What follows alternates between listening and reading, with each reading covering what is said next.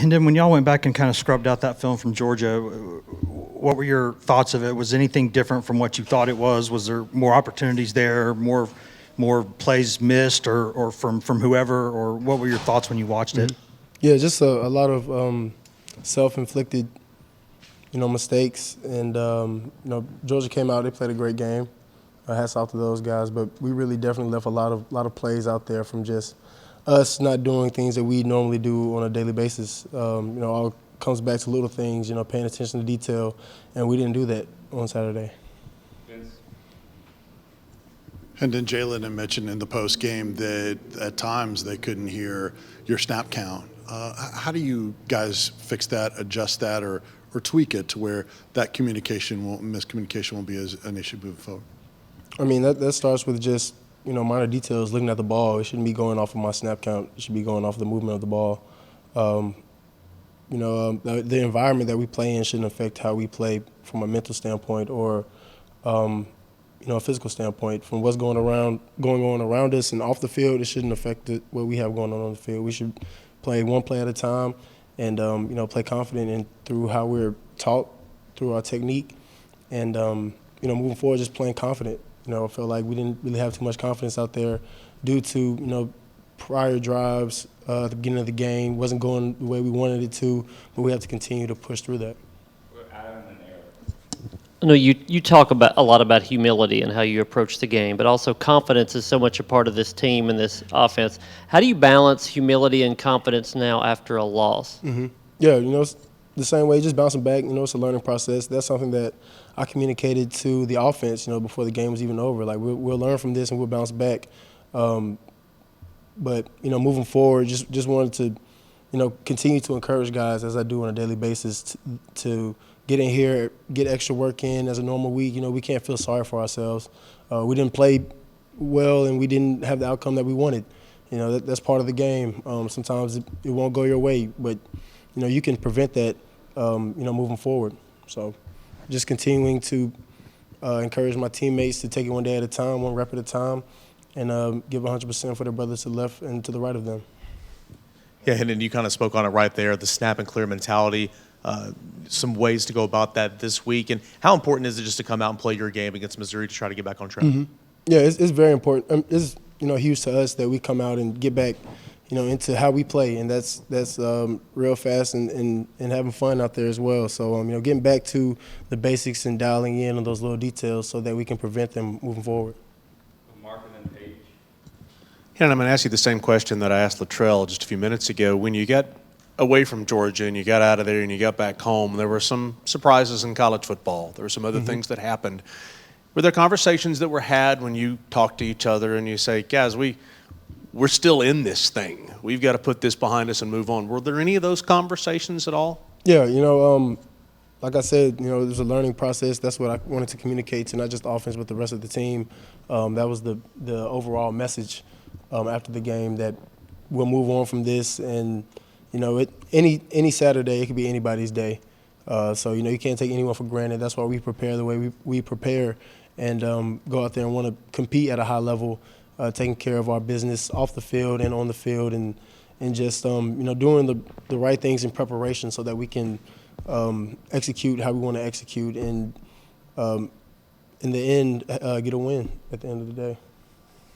It looked like at some times maybe you held on to the ball a little too long. Once you had a chance to kind of look back through everything, how would you assess your personal performance? And then how are you recovering today? Are you sore? What is that process like? No, looking back at it, I didn't hold on to the ball too long in any circumstance, honestly. Maybe sometimes when I got out of the pocket, I could have threw it away. But, just me being me, I was just trying to make a play. Game of football, you'll have bumps and bruises and soreness. So, yeah, I'm sore. It's Monday, so we want to come in on Monday and get a nice shakeout, get the blood flowing, and get back into the groove so Tuesday we can hit the ground running. Hendon, you're so businesslike, and every day is a day at the office. And obviously now you're trying to bounce back from that loss. Have you thought about what Saturday is going to be like, the reception you're going to get running through the tee for the final time, and what that moment might be like? I envision it being just another day at the office, like we say, but it's my last time in Neyland. It's surreal, bittersweet, very very excited to see a lot of my family members there that haven't got a chance to see me play, since I was little or in high school. So, it's going to be a day for the family and, a day for the Vols just to go out there and enjoy kneeling. How many family members extra are you bringing in? Maybe like 30. And a couple of quick things. A couple of analysts have pointed out that you don't take as deep a drop in the pocket as maybe some other quarterbacks. What's the thinking behind that?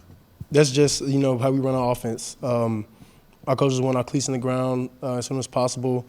That's just, the procedure that we take.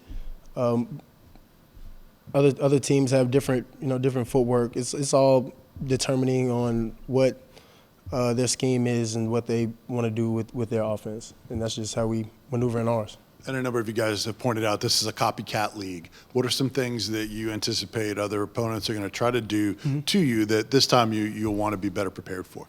Yeah, really it's just us being prepared and doing what we do on a daily basis, and that's preparing the right way and focusing on the minor details so that we can go out there and get things that we want to execute, get those executed, and play our game. We were off our game. We didn't do things that we do on a daily basis. Like you said, we had some miscommunication on the snap count. We had miscommunication on plays. We had false starts. A lot of things that we need to eliminate out of our game that hurt us. There was nothing like those pre-snap penalties and nothing that Georgia did. That was all on us, just not being locked in. On a couple key plays we could have made that, we didn't. So. Yep. Hendon, what have you seen from Missouri's defense and some of the things they do well? Mm-hmm. They're incredibly, incredibly physical up on the line of scrimmage. Linebackers read really well. Their safety is incredible, good size and can move really well. DBs on the outside play really aggressive and scrappy and play hard. So looking to go out there and compete at a high level on Saturday and get back into our game. And then when you leave here, you're going to leave a legacy if this program continues to stay where it is. If you were the guy that turned it around and took it to that level, when you leave here and you look back, what are your thoughts of what the sustainability keys are going to be for this program to get where you've gotten it? Mm-hmm. Just continue to be coachable. Listen to your position coach. Listen to Coach Hype.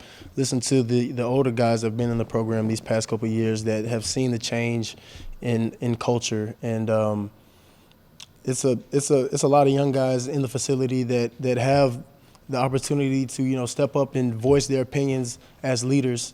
We've got a lot of young leaders and a lot of young playmakers that I'm eager to see out there on the field. And I know we have a lot of great recruits coming in as well. So just excited to see this program continue to elevate and be at that top stage of college football.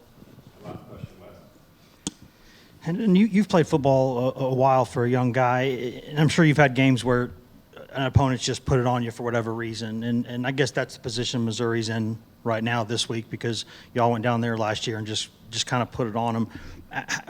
What's the mindset of a team, of a player individually that maybe had to go through something like that last year? What's that sort of drive like during the week? Really, I've been so just locked in on, what we need to do and being a great leader to my teammates and how can I encourage my teammates to, stay the course and continue to do the things that we've been doing since January. And that's just putting in extra work and continuing to stay dialed in to the task at hand, and that's winning ball games. So, really the overall goal and message is to, do what we do on a daily basis, and that's come in and prepare the right way. That's coming in, encouraging our brothers, and having a positive attitude while we do it and having a good time as well. It's a blessing to be in this position, and we'll continue to approach it as that. I guess in terms of what for a team that went through a loss like that last year, is that something that you think would motivate them? Is that something that you think I'm sure, yeah. I mean, I'm sure it would. I'm sure it'll give them some extra fuel to the fire. Us coming off a loss, it definitely fuels our fire. So yeah, I'm sure it'll be a competitive and physical football game on Saturday. Thanks, Hendon. Yes, sir. Thank y'all.